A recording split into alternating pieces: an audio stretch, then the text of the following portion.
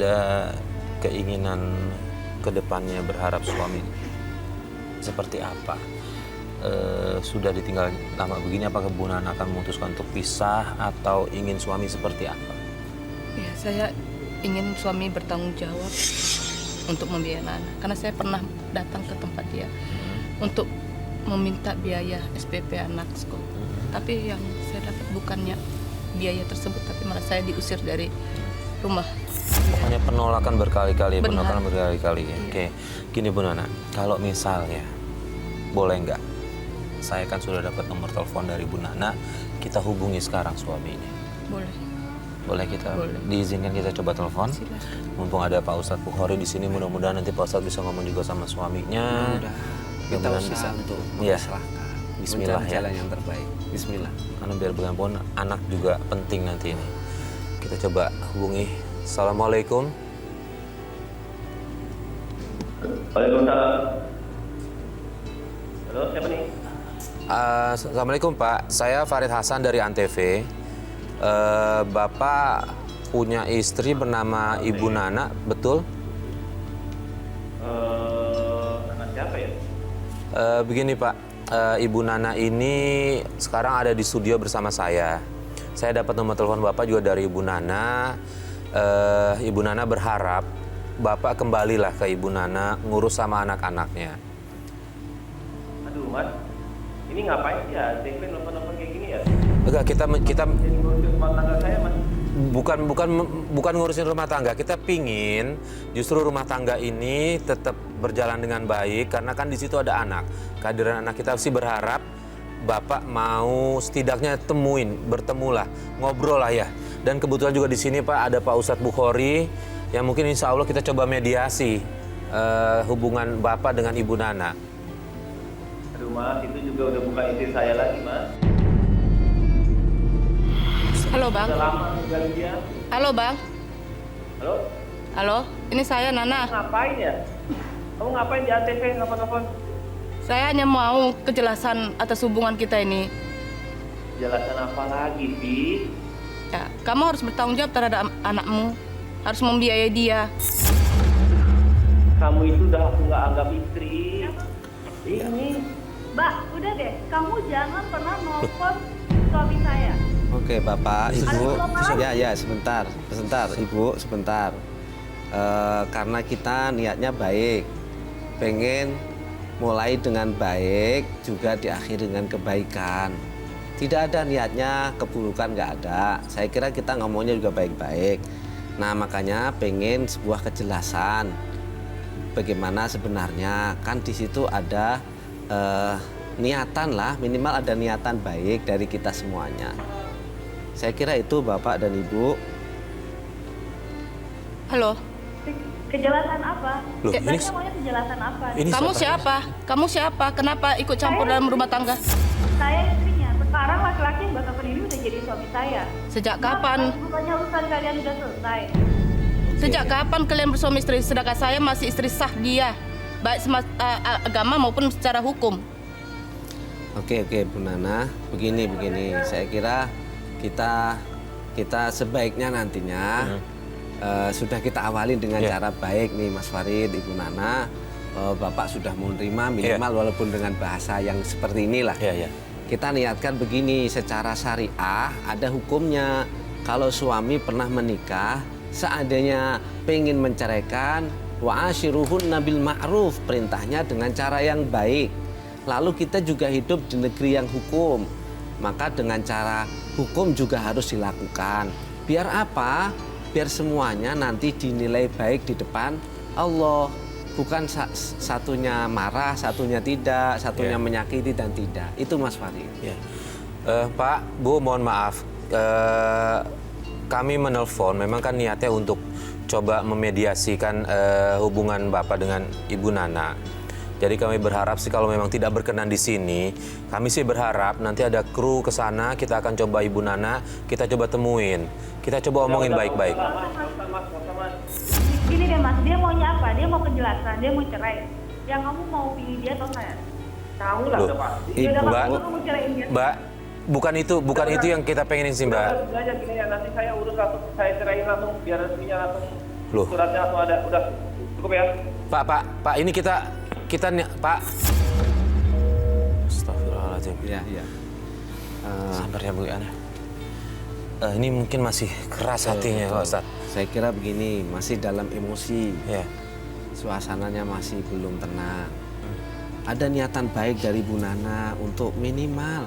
Saya kira beliau tidak rasanya hanya berpikir untuk anaknya. Ya. Minimal untuk menanggung kehidupan anak-anaknya.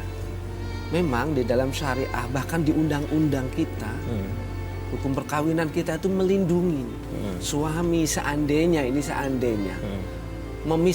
menceraikan istrinya, kemudian masih punya tanggungan untuk anak-anaknya. Lah kalau ini dihukum di Quran, wa ashiruhunna bil ma'ruf, kalau tidak menceraikan, pergauli dengan baik. Dulu menikah dengan cara yang baik, datang dengan cara yang baik. Seandainya pun menikah harus dengan cara yang baik. Seandainya bercerai harus dengan cara yang baik. Tidak boleh menyakiti antara satu pihak dengan yang lain. Ada pertanggungjawaban akhirat. Apa yang kita lakukan pasti akan ditanya oleh Allah. Anda bagaimana? Ada perintah Allah bergaul dengan cara yang baik. Ternyata Anda tidak lakukan. Jadi kalau kita saling terbuka, masalahnya begini misalnya, karena sudah menikah lagi, sudah begini terus mau, silakanlah. Tetapi ada kewajiban, bukan terus selesai begitu aja. Tidak. Bahkan tadi dibilang, kalaupun toh kewajiban ma'isyah, kehidupan anak, makan, minum, sandang, kemudian sekolah, pendidikan, ini misalnya tidak terpenuhi, tidak mampu memenuhi, maka masih ada kewajiban seorang suami, seorang bapak kepada anak perempuan menikahkan. Ini kewajiban loh. Maka dari itu saya kira saya sarankan kepada bapak, berilah penghormatan. Apapun namanya, pernah berhubungan sebagai seorang istri. Persoalan dengan istri selanjutnya, yang penting dengan cara yang baik. Memang boleh, di Islam itu boleh. Yang sering kita baca hadisnya itu abghadul halali indallahi at-talaq. Kalau terjemahan bahasa Indonesianya adalah perkara halal yang dibenci. Aneh memang terjemahannya nggak pas. Mungkin kalau menurut saya adalah walaupun boleh, tapi jauhilah. Misalnya, tapi kalau terpaksa melakukan perceraian dengan cara yang baik, halal gitu. Itu maksudnya. Nah ini Pak Ustadz tadi di ujung telepon sebelum dia nutup, dia bilang akan ceraiin Ibu Nana ini Pak Ustadz. Itu udah masuk hitungan talak. Nah, ini menarik ini Mas Farid Ibu. Saya bilang dari aspek syariah dulu. Seorang suami, dia itu ada hukum talak itu 3. Walaupun hadisnya adalah salasun la, ada 3 hal, jidduhun najid wa hazalahun najid. Ada 3 hal orang tuh bercanda dianggap serius. Pertama adalah nikah, rujuk, talak. Ini orang suami bercanda nih, ngomong-ngomong dengan temennya gitu. Ya ntar saya ceraiin misalnya gitu. Itu jatuh talak. Udah masuk jatuh talak? Itu secara syariah. Begitu. Makanya kalau kajian fikihnya, talak itu ada 3 macam. Ada memang secara sharih, ngomong jelas, talak gitu. Yang kedua ada talak mudhof, jadi dikaitkan dengan waktu. Nanti bulan Januari saya talak, ini bulan Januari gitu. Ada lagi dengan syarat, kalau kamu nanti begini, kalau kamu pergi ke mall misalnya gitu, kamu ikut pengajian sana saya talak, lah itu juga namanya mu'allaq. Nah ini pun masih dinilai oleh ulama apa niatnya. Nah tadi dibilang akan. Kalau dari sisi akan berarti belum. Kalau dari aspek bahasa, berarti kalau ngomong nanti saya akan ceraikan, belum nih. Secara hukum syariahnya kata-kata nanti itu belum. Yang kedua dari aspek hukum positif kita. Di hukum positif kita itu talak itu harus di depan pengadilan. Nah gitu.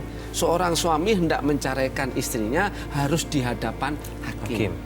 Kalau nanti misalnya seorang suami tidak hadir, tapi misalnya terjadi perceraian, nanti hakim yang memutuskan.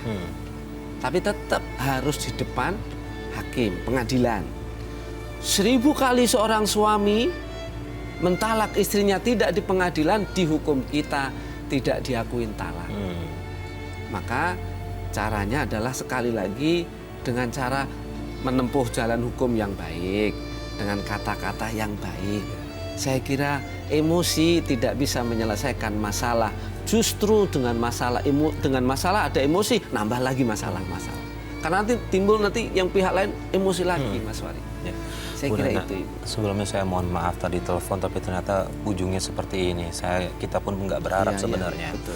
Mungkin saya masih kesempatan untuk Bu Nana untuk coba ngomong ke kamera. Nanti insya Allah coba rekamannya kita kasih ke suami. Apa yang Bu Nana harapkan ke beliau? Ya mungkin ini jawaban dari istiqoroh saya selama ini, memperjuangkan yang nggak pantas diperjuangkan, menanti yang nggak pantas dinanti. Dia sama sekali tidak peduli dengan kehidupan saya dan anak-anak. Ya, saya hanya berharap tidak ada satupun di dunia ini lagi wanita yang mengalami seperti saya dan dia bisa bertobat dengan perbuatan dia. Itu aja Bu Nana. Untuk urusan anak ada yang mau disampaikan nggak? Ya saya sangat berharap dia bisa memperjuangkan atau membiayai anak-anaknya. Hanya itu aja. Ustaz, ada yang mau Boleh disampaikan saya ke Ibu bertanya, Nana? Mas Boleh. Farid? Silakan, Sebentar. silakan. Ibu Nana masih berharap pengen suaminya kembali atau gimana? Ya kalau istri mana yang tidak mengharapkan suami kembali.